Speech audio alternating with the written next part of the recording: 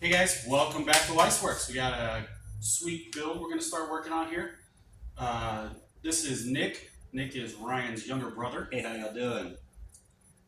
We had Nick come on the Helen triple with us this year. He rode down there with Ryan in the 118 Mark III and just had a super blast the whole time.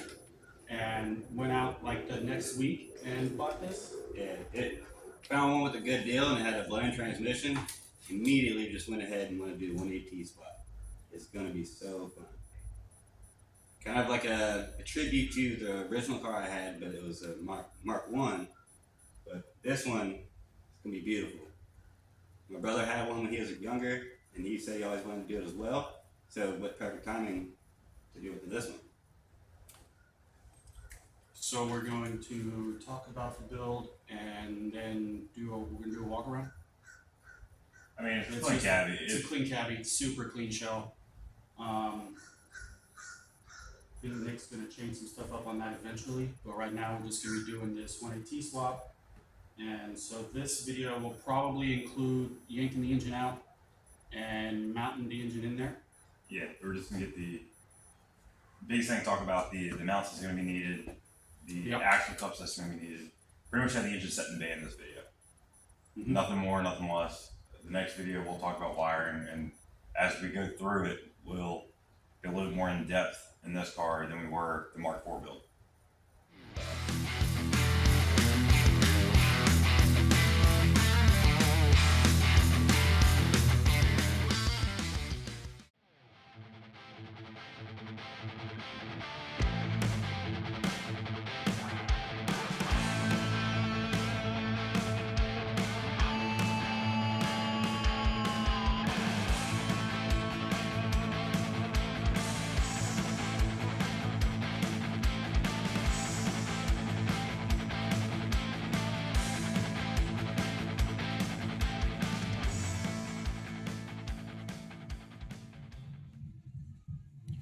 All right, fellas, we got the engine out all the way.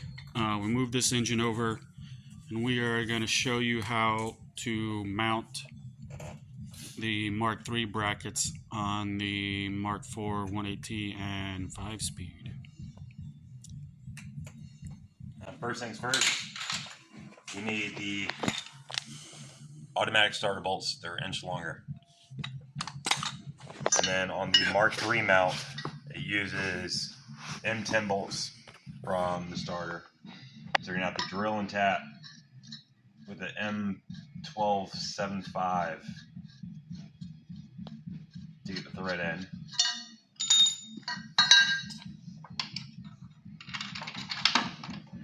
The starter is going to bite first on the mount, on the threads of the block.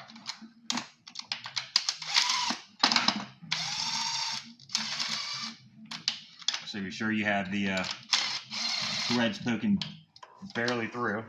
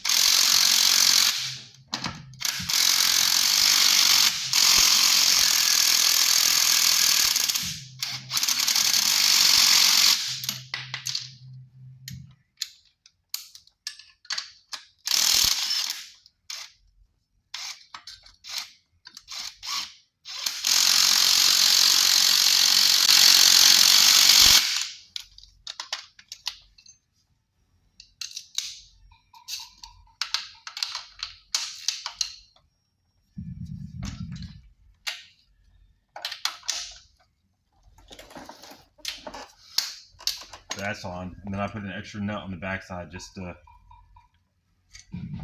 save precaution.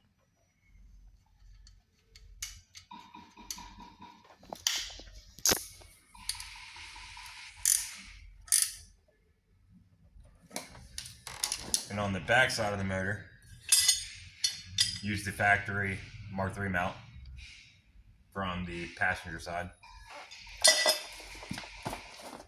Do it again. You may or may not have to chase the holes depending on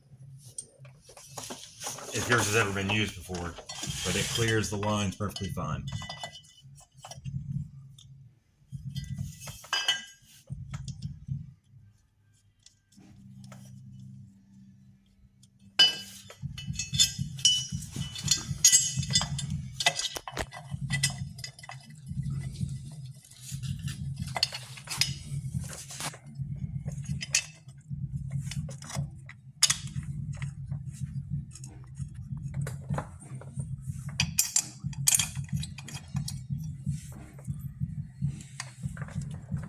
And we just got to take the turbo line off that side.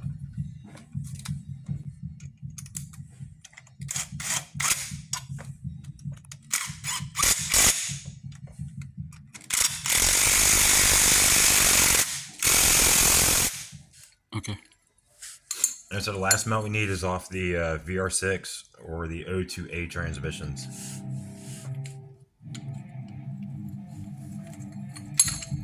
And the 180 trans does have the spots already drilled and threaded for these bolts.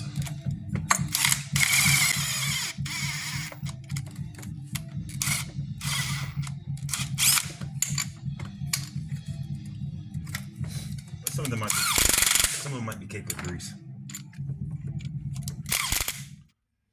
You will need to remove the relay ball, the shift tower, and the shift linkage. All right, let's get it in.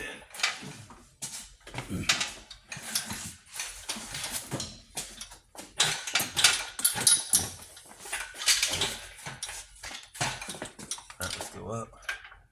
Clear that K-frame.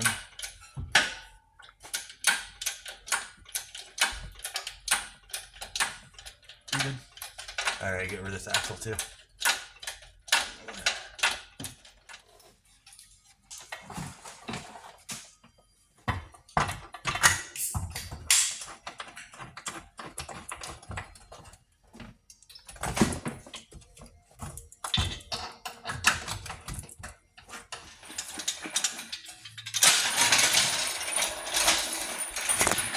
Heck yeah, brother.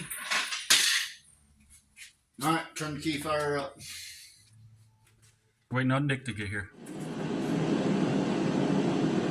Well, they're working on cars. I love it. Working on a water pump on a Mark 7.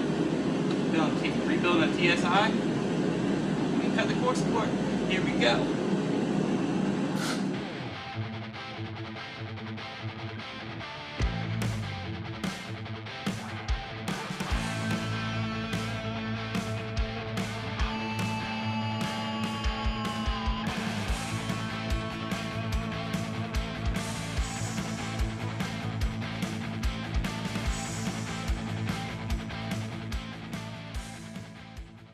All right, guys, we ran into some issues.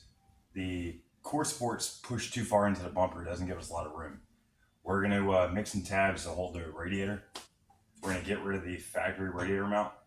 We're going to bolt it and weld it to the front K-frame, which will mean we can get rid of both of these sections, or we'll have way more room for the intercooler, which will put the piping right behind the bumper, and we won't have to trim the bumper.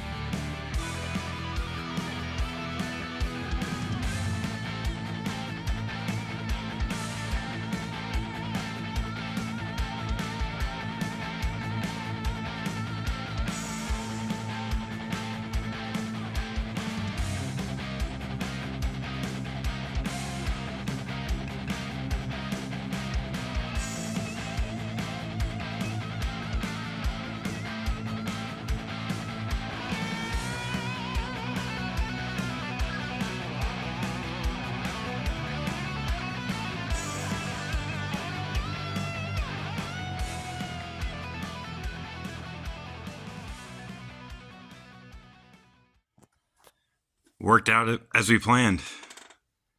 Made 2 mounts to hold the radiator.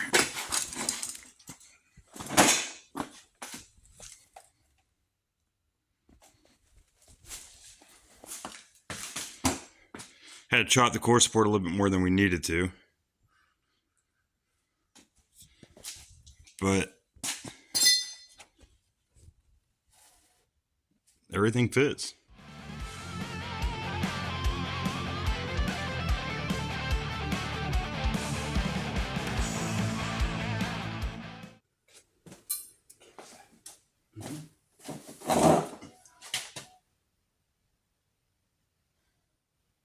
All right, guys, we got the intercooler mounted up. We got the radiator brackets all made up. It's coming together. We're gonna go ahead and end this video so we can finish tightening everything up, buckling up to spec. And then on the next one, we will be talking about the harness, what else? The harness? Pretty much just the harness. And then how we're gonna route the intercooler piping. Seeing that we're already... I don't know if we'll be doing that yet. Probably coolant stuff, I would guess. Yeah. Will be next.